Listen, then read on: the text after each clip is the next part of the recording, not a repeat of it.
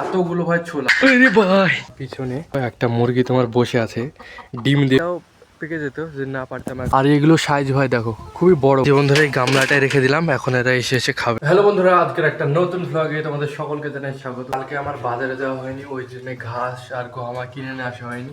ওই জন্য আমি এখন যাব আমাদের বাজারের পাশের ওই জমিটায়, ওখান থেকে আমি ঘাস কেটে নিয়ে আসবো।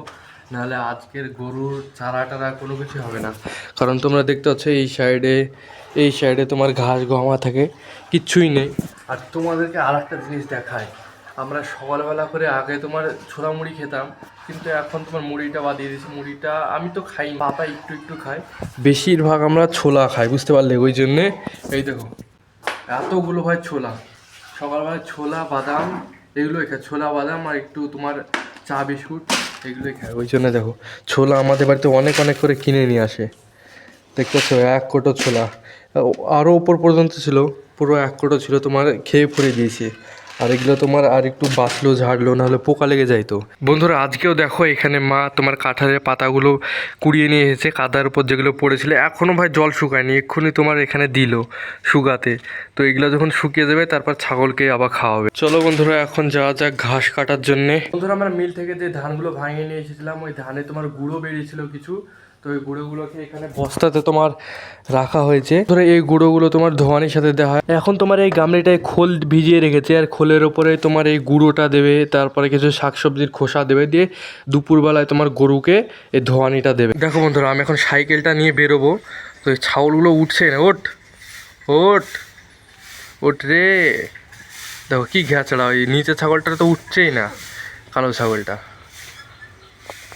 আস্তে দেখো এই কালো ছাগলটা তো সাইকেলটা বেঁধে গেল, কালো ছাগলটা তো উঠলোই না। এই যে বন্ধুরা আমার সাইকেল রাস্তার উপরে ওই জায়গাটা রেখে দিয়েছি, তোমরা দেখতে পাচ্ছ। এখন আমি যাচ্ছি, এই তো আমাদের সামনে জমিটা, ওখানে ঘাস আছে, চলো কাটি।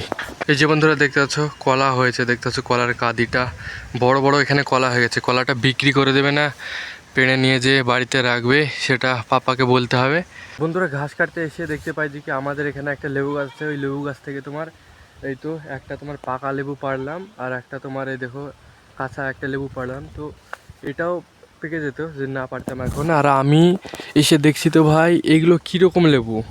তো আমার পিসির ছেলেদের এইটা তোমার জমি, তোমরা দেখতেই পাচ্ছ। তো পিসির ছেলেদের জমিতেও এখানে তোমার লেবু লাগানো আছে, মানে লেবু গাছ লাগানো আছে।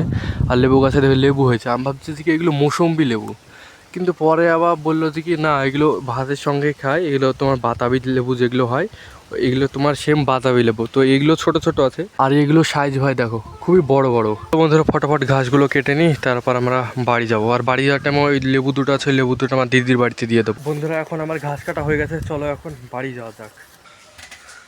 বন্ধুরা আমি এখন বাড়ি চলে এসেছি, আর বাড়ি এসে আমি একটা জিনিস দেখতে পাই, তোমাদেরকে আমি দেখাচ্ছি।